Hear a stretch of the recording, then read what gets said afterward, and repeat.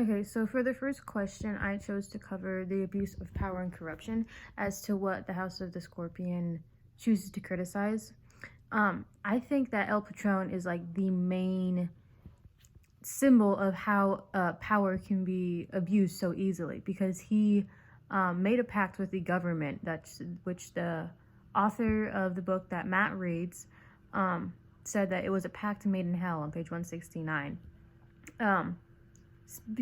El Patron basically made the country opium out of his own selfish reasons, for vanity and for like getting more money just for him.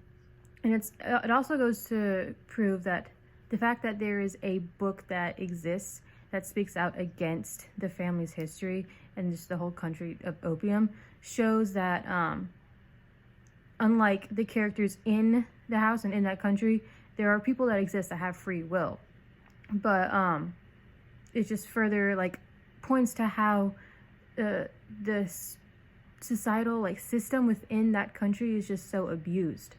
And I also think it's interesting how Matt gets angry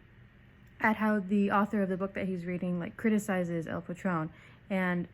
I think it's just kind of interesting how he shows that like he's angry at the book, but he's also angry at El Patron because he didn't know that that is why El Patron is so powerful and why everyone respects him even though he's so old and fragile. Another quote that I used was on page 163, and it was when Felicia was talking to Tom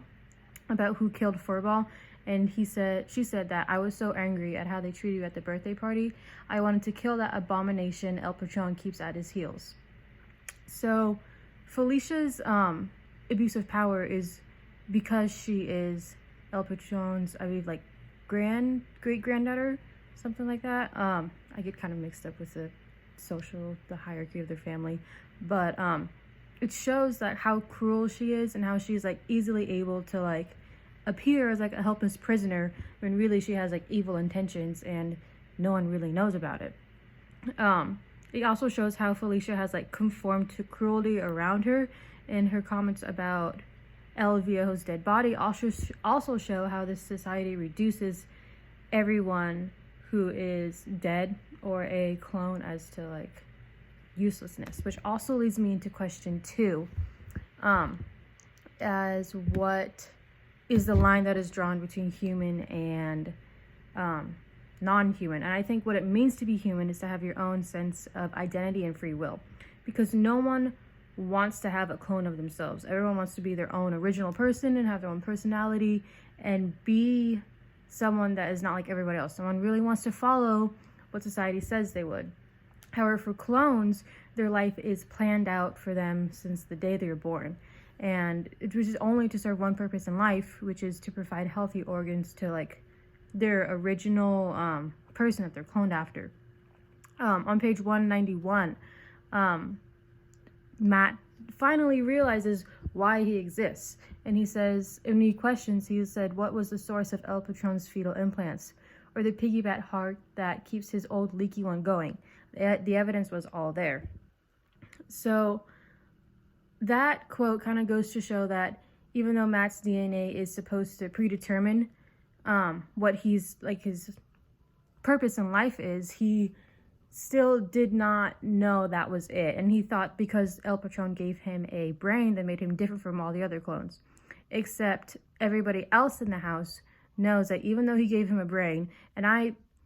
kind of wondering about why El Patron gave him a brain, because that's something that I was a little bit confused about. Because if Matt's only purpose is to serve El Patron, as to like give organs, maybe Matt should like is also supposed to take El Patron's place, which I think is interesting how everybody still treats Matt like shit and doesn't like regard him as like anywhere near close to the status of El Patron. But anyways,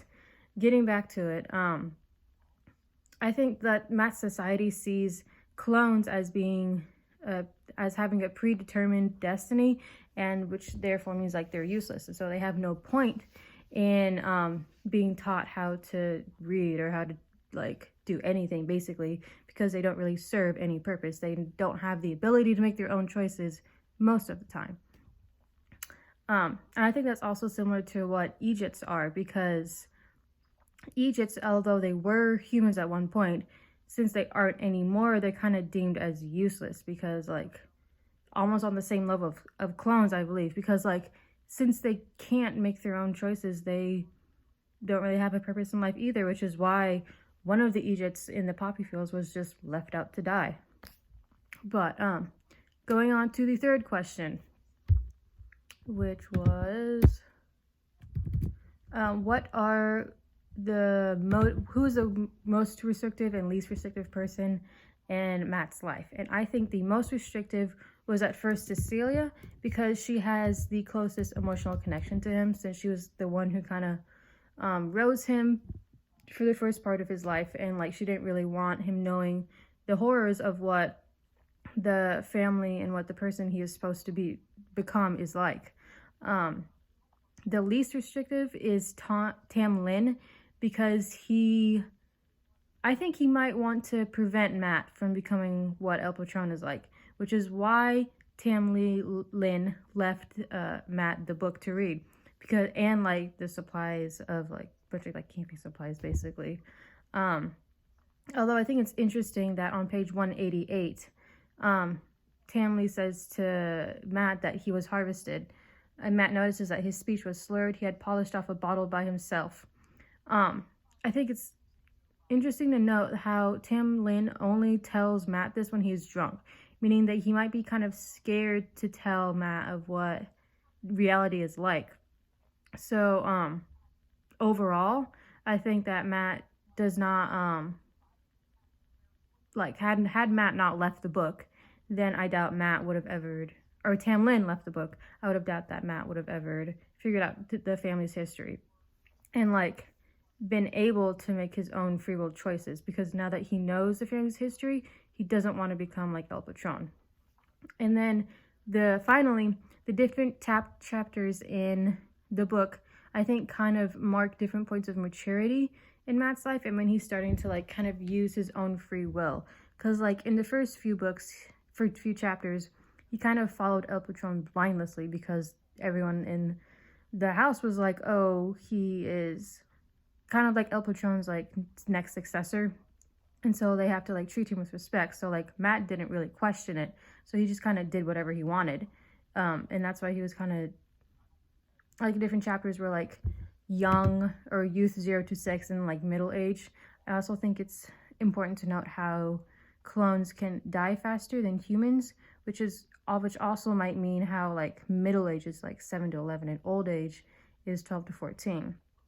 But I kind of looked ahead, and then I think on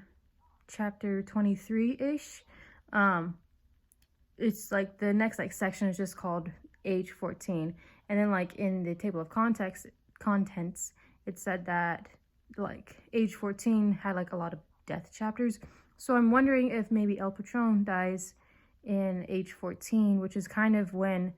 Matt is supposed to be grown up enough and matured enough to take El Patron's place. But